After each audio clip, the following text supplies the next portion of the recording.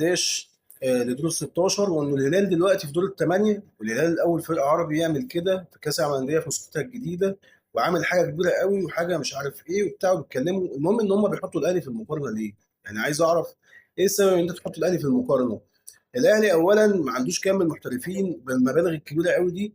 احنا اكبر صفقه دلوقتي كانت موجوده حاليا في الاهلي هي صفقه زيزو اللي كانت قبل كاس العالم على طول.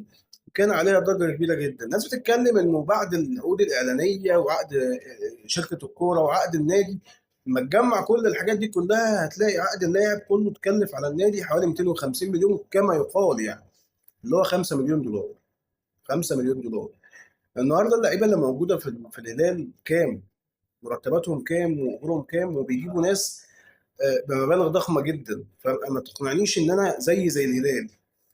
ثانيا عندهم حارس زي بونو ما شاء الله عليه، يعني شايل خمس ست اجوان من السيتي.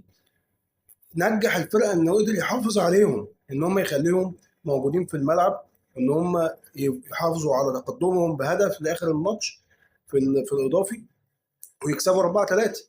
فكل الحاجات دي انت تتكلم فيها، كل النقط تفيد الهلال. كل النقط تفيد الهلال انه عنده بيصرف كتير، وعنده مدرب جايب راجل زي انزاكي النهارده.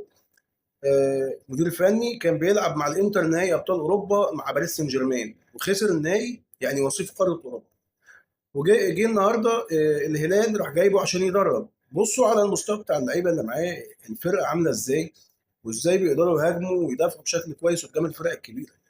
مجموعه الهلال ما كانتش سهله، ده كان فيها ريال مدريد وسالزبورج اللي مساوي باتشوكا.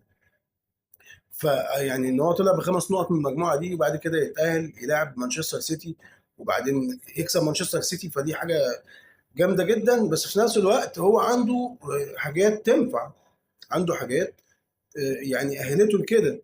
الاهلي معلش، انا يعني احنا اتشط علينا ثلاث اجوان، ثلاث كور اتشاطوا على الشناوي في الماتش بتاع بورتو الاخير ده.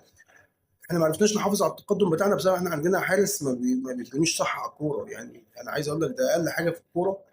آه، يعني مش عارف، يعني الواحد مش عارف يتكلم في الموضوع ده ازاي تاني. انا مش عارف ليه اداره النادي الاهلي ما بتاخدش موقف مع انت راجل، طالما انت لعيب كبير وبقيت النهارده مش قادر تدي في الملعب ومش قادر تفيد الفرقه، يبقى خلاص يعني يا جماعه خلاص انا كده مش هلعب تاني، او يعني يا عم شوف عرض بره في الخليج. الناس كانت بتحاول عليك في الخليج، يا عم اتكل على الله. اتكل على الله، دي فرصه لحد تاني احسن. يعني انت العرضيه بتطلع عليها صح، ولا انفراد بتطلع تصده، ولا شوطه مثلا من بعيد بتعرف تتعامل معاها كويس، ولا ما اعرفش، يعني بتبقى كور جوه الست ياردة عشان تتصد برضه بتبقى مثلا قريب منها خالص، وبرضه ما تفردش دراعك عشان تجيبها. يعني حاجات كتير غلط.